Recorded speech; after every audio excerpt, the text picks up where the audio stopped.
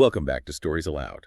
Today we're exploring High Output Management by Andrew S. Grove, the visionary CEO who built Intel into a global powerhouse. This book is more than just management theory. It's a hands-on guide to scaling teams, making tough decisions, and driving performance at every level. Whether you're leading a small project or a massive organization, Grove's lessons will completely change how you see your role as a manager. All right, welcome. You just heard a bit about our source today, Andrew Grove's High Output Management. It really is a classic, isn't it? Absolutely. Foundational stuff. Yeah, and not just, abstract theory. Grove actually did it. He built Intel. Exactly. He was in the trenches building this tech giant. Then he wrote down how. So our mission for you today is to kind of pull out the core ideas, the stuff that really makes you rethink management, even now. And what's great is he wasn't just writing for CEOs. He really focused on empowering those middle managers, the team leads, the project managers. The unsung heroes, he called them. Right, the people actually making things happen day to day. He wanted to give them the tools. Okay, so let's start with maybe his biggest idea. Redefining what a manager's output even is. It's not just what you do yourself, is it? Not at all. That's the fundamental shift. He has this formula. It's basically your output is the output of your team plus the output of other groups you influence. Influence being the key word there. So it's wider than just direct reports. Much wider. Think about sharing best practices or providing expertise that helps another team succeed. That counts towards your output, according to Grove. He uses an example, right? Cindy, the engineer supervising a plant. Yeah, her actions like setting standard procedures or sharing specialized knowledge, they directly increase the plant's output. She's a role model, amplifying her impact. Which leads perfectly into this concept of managerial leverage. Exactly. Leverage is all about the impact of your actions. How much does what you do multiply your team's results? So you want to focus on high leverage activities. What would be some examples? We'll think big picture stuff, like annual financial planning that guides hundreds of people. Yeah. Or properly training a new salesperson. That initial effort pays off again and again. Makes sense. High impact. What about low leverage? Or even negative leverage? Things we should maybe stop doing. Oh, definitely. Grove points to delaying decisions. Yeah. Just letting things hang. He calls it waffling. That blocks everyone else. Right. Creates bottlenecks. And another big one, surprisingly, is meddling. Stepping in and doing your subordinate's job for them. Yeah. It feels helpful in the moment, maybe. It might feel faster, yeah. But it disempowers the person, stops them from learning, and actually reduces the team's overall capacity long term. It's negative leverage. So the question we should ask ourselves is, are my activities actually amplifying things, or am I maybe getting in the way? That's the core question for leverage, yes. Okay, let's shift gears slightly. How do we manage the work itself?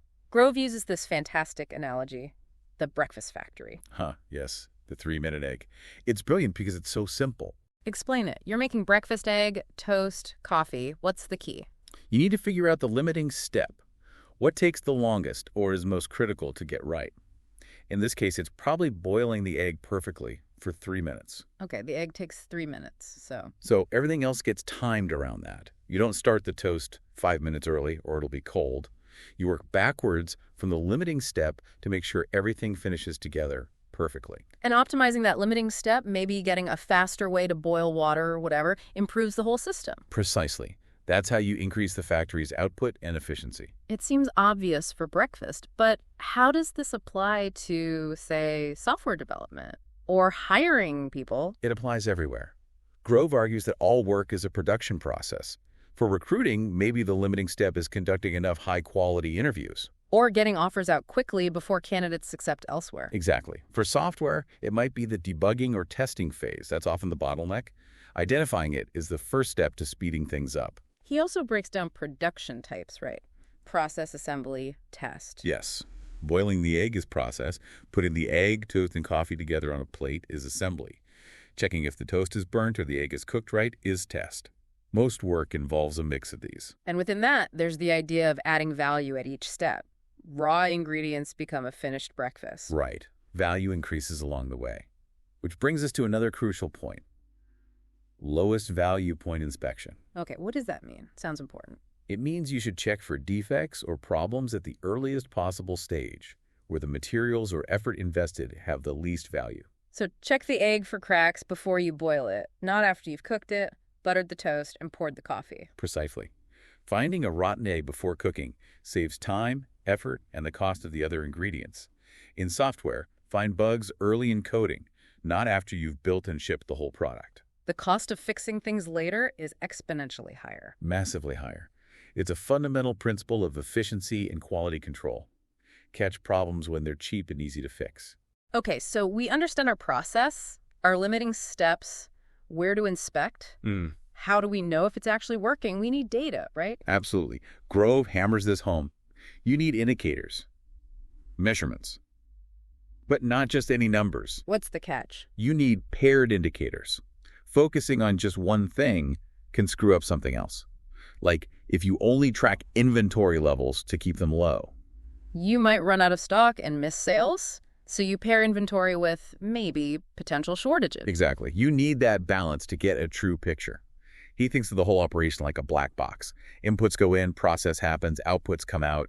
Indicators are like little windows into that box. Letting you see what's going on inside, and ideally, what's about to happen. Right. That's where leading indicators come in. These are the really valuable ones because they predict future output.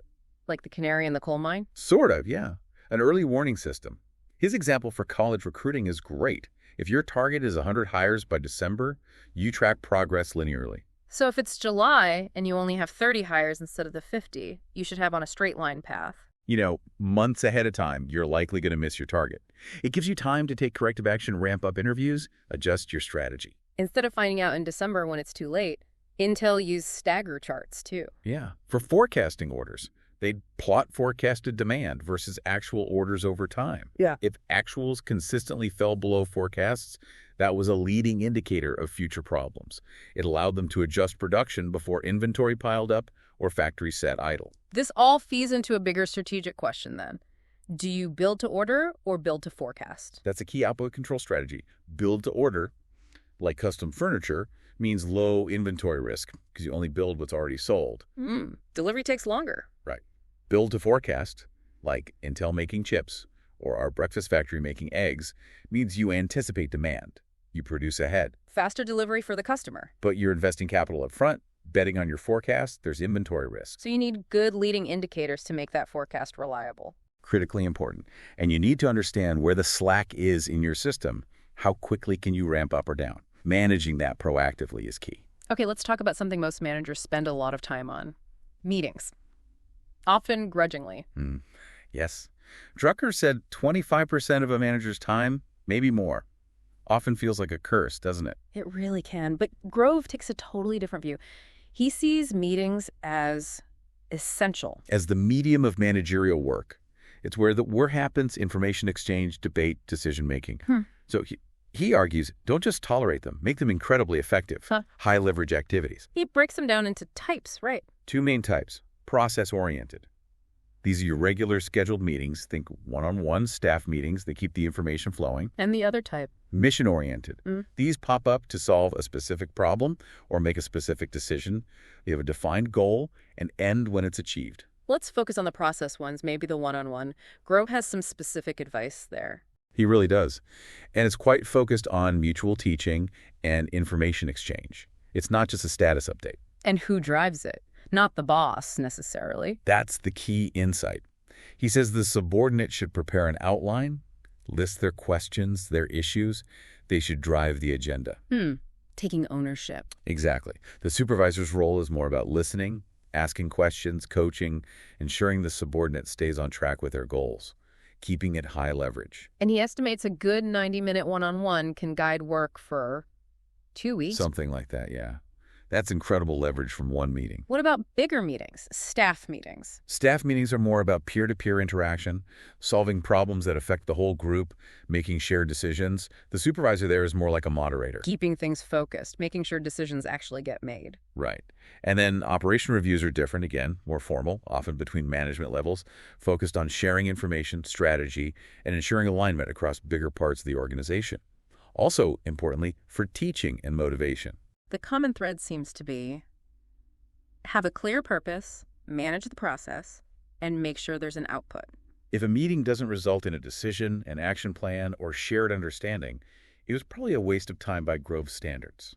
Which brings us neatly to decision-making itself.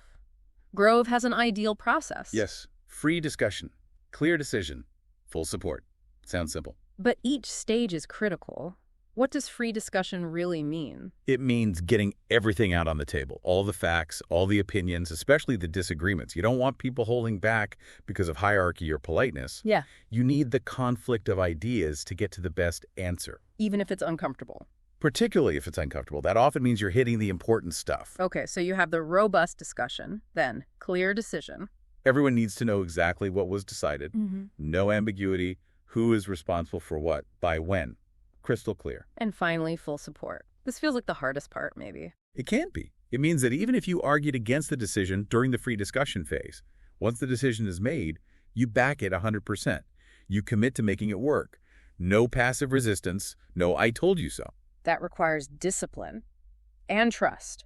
Huge amounts of both.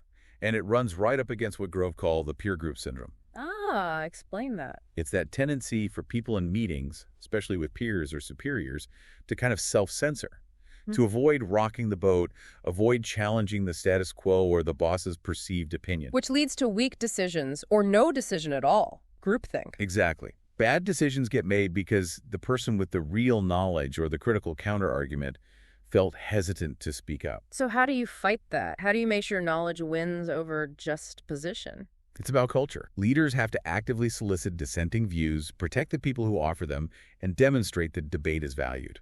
Grove believed the decision should ideally be made at the lowest competent level, where knowledge resides, but often needs ratification from higher levels. He had those 6 questions for clarifying decisions, right? Like for the Philippines plant expansion. Yes, super practical. What's the decision? When? Who decides? Who consults? Who vetoes? Who's informed? Answering those clarifies the whole process and avoids confusion. So moving from decisions to looking ahead, planning, not just a once-a-year thing for Grove? No, definitely not. Planning is an everyday activity. It's constantly asking, what actions do I need to take today to get the results I need tomorrow? And he has a framework for that, too. A simple 3-step process, really. 1, understand the environmental demand. What does the market, the customer, the competition require from us in the future? Okay, step 1, what's needed? Step 2, assess your present status. What can we actually do right now? What are our capabilities, our resources, our constraints? Step 2, what can we do? And step 3, what to do to close the gap. Develop the strategy, the plan, the specific actions to get from your present status to meeting that future environmental demand. It's a continuous loop of assessing, planning, and acting. Exactly. And this process naturally leads into his take on management by objectives, MBO. MBO. A lot of companies use that, or versions of it. What's Grove's spin? His focus is very practical. It's about answering 2 questions. First, where do I want to go? That's your objective. It should be clear, ambitious. And the second question? How will I pace myself to see if I'm getting there? Those are your key results. They need to be measurable, verifiable. They tell you if you're actually making progress towards the objective. So it's not just about being busy, it's about achieving specific, measurable outcomes. Precisely. MBO provides focus and feedback. It links today's actions directly to tomorrow's desired output, closing that planning loop we just talked about. It's about achievement, not just activity. A lot of really powerful, practical ideas there. Okay, as we wrap up, let's leave our listeners with something to chew on. Thinking about everything we've discussed, leverage, the breakfast factory, indicators, meetings, decisions, planning. If you could apply just one of Grove's principles this week in your own work, your own team, what single thing do you think would give you the biggest boost in managerial leverage? What's your highest impact first step? That was high output management, a timeless playbook for leaders who want to create impact that lasts. Grove reminds us that a manager's true output is measured by the success of their team, not just their own achievements. If this gave you new insight into leadership, don't forget to like, share, and subscribe to Stories Aloud. Join us next time as we uncover more lessons from the world's greatest thinkers and storytellers, because one story can reshape the way you think, lead, work, and live. Until next time, keep listening.